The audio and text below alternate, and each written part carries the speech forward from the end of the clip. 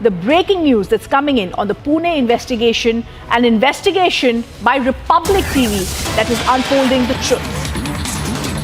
The latest update coming in the Pune court, the father of the killer, Brad Vishal Agarwal, 5 other accused people have been produced in court.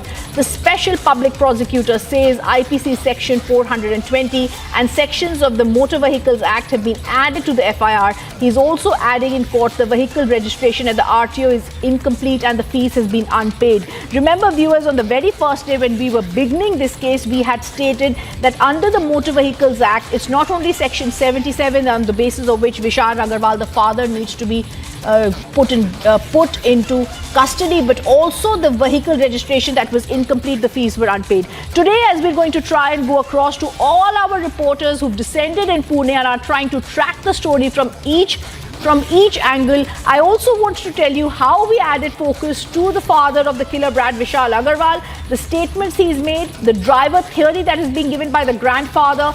All this happening as Vishal Agarwal has also changed his mobile phone. All right, more breaking news coming in. The Pune police has now demanded 7-day custody of the father of the killer, Brad Vishal Agarwal. Big revelation in court. The CCTV footage has been tampered with. And this is exactly what we've been saying from day one. Who is behind everything that's been happening in the case? Who is the Pune police in cahoots with? Why is the Pune police commissioner changing his statement? Now statements coming that the CCTV footage at the pub has been hampered with. Viewers, remember all this happening only after Republic TV picks up this investigation and tries to understand what really happened on the night of the murder. Is the driver who was not driving the car going to be framed by the mafia-linked grandfather of the killer VIP?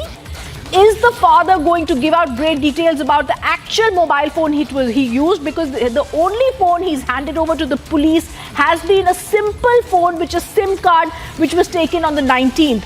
What is the real truth and how many links with certain political parties does this builder VIP mafia said really have? Because as we're getting all these details, we're also being told, viewers, after Republic unearthed the cover-up.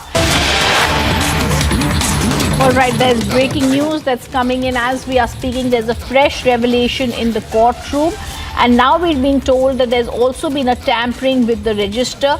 The register only has details till the... Register has only details to the 18th of May. Fresh revelation, register also tampered with. We're going to try and understand twist after twist, discrepancy after discrepancy.